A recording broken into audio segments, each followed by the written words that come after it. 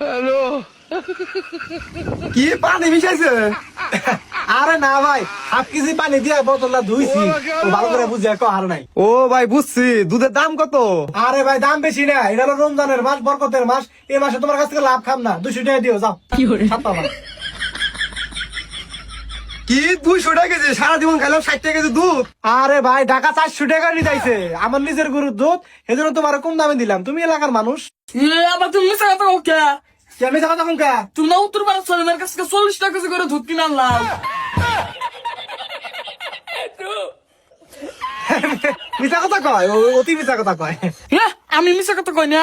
এই বান্দির বাচ্চা, তুই তুই কিন্তু উস্কার কথা কইস, আমি টুপি করে মিথ্যা কথা কমু। তোমার মিশা কথা কও, বিশ্বাস জানা দেখে তো তুমি টুপি পরে মিশা কথা কও।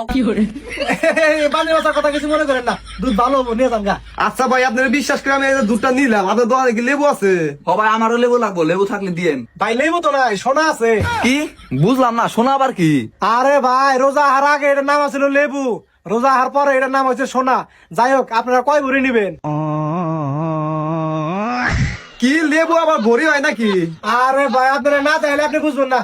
এই রিপন ভাই করছে সোনাটা, দেখে ভাই করিস, দেখে ভাই করিস, দেখছেন? এই এই ভাই, আপনি এইবার করেন কে? এই মিয়া, আপনি কি আক্কেল নাই? আপনি সোনা হাতে ধরলেন কে? আপনি কি সামান দাঁত দুছেন? কি এই লেবু ধরতে গেলে সামান হাত ধরা লাগবো?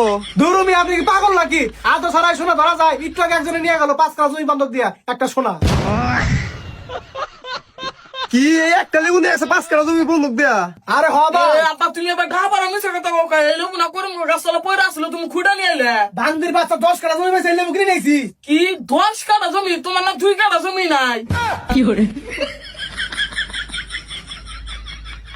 ভাই আপনারা এই ব্যবসা হুদা নিয়ে যান গা, আমার কি? আমি তো বুড়ো হয়ে গেছি, দুদিন পরে মরে যাম গা। ভাবছিলাম যে বান্দির বাচ্চারা 10 কাটা জমি কিনে দিব, এটা ফ্ল্যাট ফ্ল্যাট দিব, এরকম ধরনের ব্যবসা করে হেটা রবো না। বান্দির বাচ্চা ভিক্ষা করে খাইবো। ঠিক আছে গা? ভাই আপনি লেবু লাগবো নাকি? ও ভাই, আমার লেবু লাগবো, আপনার হাতে যে কালারটা আছে না, ওই কালার একটা দেন। আচ্ছা ঠিক আছে, আপনারা কি বস্তা আনছেন? বস্তা চলে যাক, নিয়ে যান গা। আপনি নিয়ে যাবো, কারণ নিয়ে গেলাম বড় কি করে খাম? তা তুই ভিক্ষা করে খাবি, তোর না খাওয়ার দরকার নাই। ভাই ধরে কো ভাই, গোড়ান না কে, সবকিছু নিয়ে যান গা। ভাই সবই তো দিলেন, বস্তা এটা থাকলে বস্তা দেন।